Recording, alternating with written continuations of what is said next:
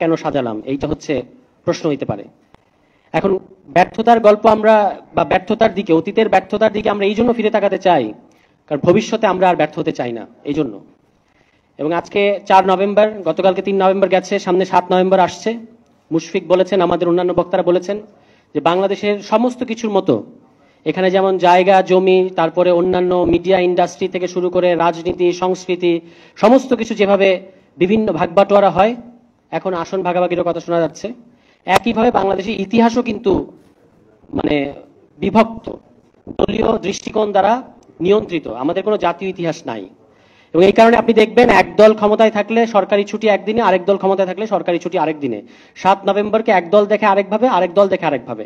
আমরা এই আয়োজনগুলো করছি এই কারণে যেন আমরা একটা জাতীয় ইতিহাসের জায়গা থেকে এই দিনগুলোকে স্মরণ করতে পারি এবং কেন এগুলো ঘটলো এবং তার পেছনে আমাদের দৃষ্টিভঙ্গিটা কি সেটা মোটামুটি এই শিরোনামে স্পষ্ট।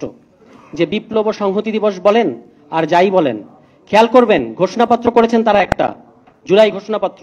আমরাই ঘোষণাপত্রের কথা বলেছিলাম, কিন্তু যে ঘোষণাপত্র করেছে এটা দেখার পরে মনে হয়েছে যে যাই হোক, কি মনে হয়েছে আর না বলি, কিন্তু এই ঘোষণাপত্রের মধ্যে এই গণ অভ্যুত্থানকে বলা হচ্ছে গণ আন্দোলন আর বিপ্লব ও সংহতি দিবস। তো বিপ্লব ও সংহতি দিবস মানতে আমাদের কোনো সমস্যা নাই, কিন্তু এই গণ অভ্যুত্থানকে আপনারা বিপ্লব দূরে থাক গণ আন্দোলনও বলতে চান না, এটা কেমন ধরনের সংকীর্ণতা?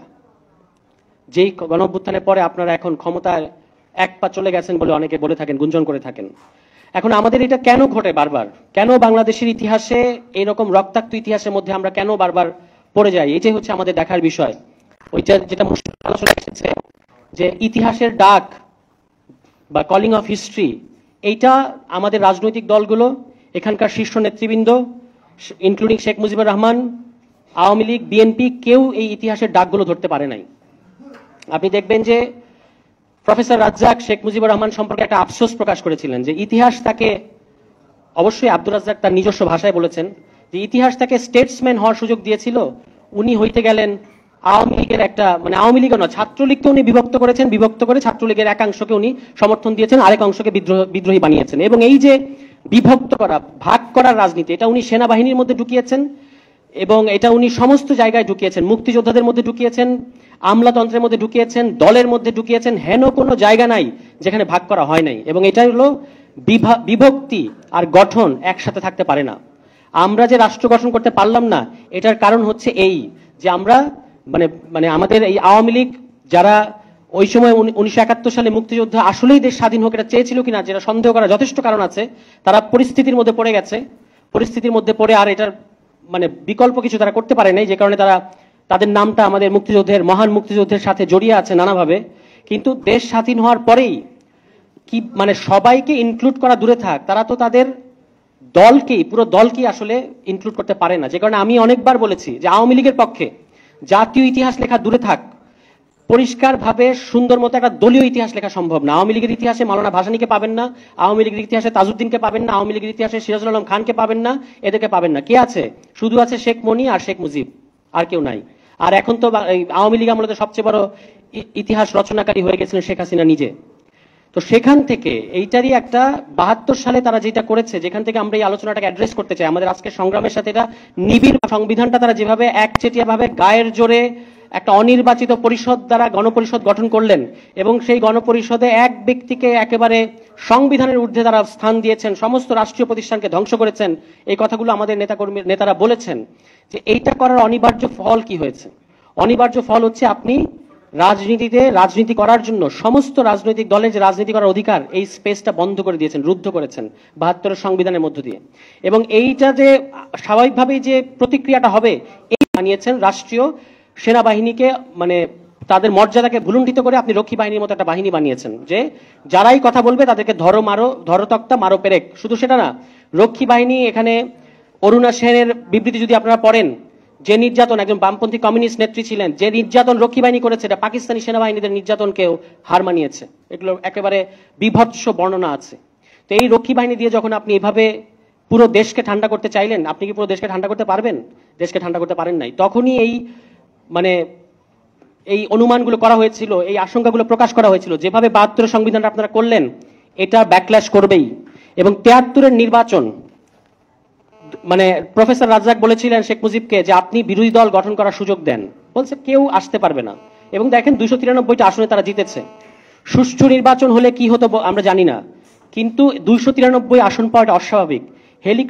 দাউদকান্দি থেকে হেলিকপ্টারে করে ঢাকায় উড়িয়ে এনে ব্যালট বাক্স ওই খন্দকার মোশতাককে জেতানো হয়েছে। ওই যে বলে না, তোমারে বধিবে যে গোকুলে বাড়িছে সে, তো আপনি তো ভাই নিয়ে আসছেন। মুশফিক বললেন না যে 75-এর পরে কারা সরকার গঠন করলো, 15 আগস্টের পরে কারা সরকার গঠন করলো, আওয়ামী লীগের সরকার গঠন করেছে। এবং সেই খন্দকার মোশতাককে তো আপনি নিয়ে আসছেন।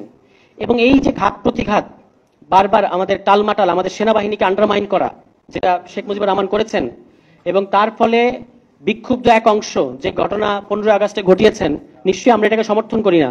কারণ মানে যেটা রাজনৈতিকভাবে মোকাবেলা করার জিনিস, সেটা তো এইভাবে করলে হয় না। তবু যে ঘটনাটা, এই দুঃখজনক ঘটনাটা ঘটলো, এটাকে আপনি চতুর্থ সংশোধনীকে বাদ দিয়ে বুঝতে পারবেন? 75 সালের 25শে জানুয়ারি যে তারা চতুর্থ সংশোধনী করলো, যার মধ্যে দিয়ে অফিসিয়ালি সমস্ত রাজনৈতিক দলকে বন্ধ করে দেওয়া হয়েছে, সমস্ত রাজনৈতিক দলকে বন্ধ করে এক দল, এক দেশ, এক নেতা, এক সরকার, এইটা করেছে তারা। এবং করার ফলে অনিবার্য পরিণতি হিসেবে, দুঃখজনক পরিণতি কিন্তু অনিবার্য পরিণতি হিসেবে 15 আগস্ট এসছে। এবং তারপরেই এই ঘটনাবলীর মধ্য থেকে নভেম্বর আসছে, 3 নভেম্বর, 7 নভেম্বর, একটা ভারতপন্থী পক্ষ আরেকটা দেশপন্থী পক্ষ, যেটাই বলেন। কিন্তু এই যে 3 নভেম্বর 7 নভেম্বর বারবার ঘটতেছে বা ঘটলো, তারপরে আমরা কি দেশটাকে শান্ত করতে পারলাম? শহীদ প্রেসিডেন্ট জিয়াউর রহমান ক্ষমতা গ্রহণ করেছেন এবং তিনি একটা দল গঠন করেছেন বিএনপি নামক। কিন্তু দুঃখের মধ্যে মানে বলতে হয় এটাই যে ইতিহাস যেমন শেখ মুজিবুর রহমানকে স্টেটসম্যানের দায়িত্ব দিয়েছিলেন, তিনি সেটা পালন করতে পারলেন না। শহীদ প্রেসিডেন্ট জিয়াউর রহমানের সামনেও এই সুযোগ ছিল যে তিনি এই 72 সংবিধানটাকে পুরোপুরি ছুঁড়ে ফেলে দিয়ে নতুন একটা সংবিধান করবেন, তিনি সে পথে হাঁটছিলেন। এটা আমরা অনেকবার বলেছি যে 78 সালের 17 এপ্রিল একটা ফরমান জারি করে তিনি বলেছিলেন সামনের নির্বাচন হবে একই সাথে গণপরিষদ নির্বাচন ও আইনসভার নির্বাচন। তো বিএনপির আজকের নেতৃবৃন্দকে আমরা বলতে চাই, আপনাদের ইতিহাসটা পড়ে দেখেন, এই পথে আপনারা যাচ্ছিলেন, তারপরে কোনো এক অদ্ভুত কারণে আবারও 79 সালে আপনারা সংসদ নির্বাচনের পথে গেলেন, পঞ্চম সংশোধনীর মধ্যে করলেন। এবং পঞ্চম সংশোধনী করার মাধ্যমে কি ঘটলো? পঞ্চম সংশোধনী করার মধ্যে এখন পঞ্চম সংশোধনী তো আসলে অবৈধ। মানে 72 সংবিধানের ভেতরে যদি আপনি থাকেন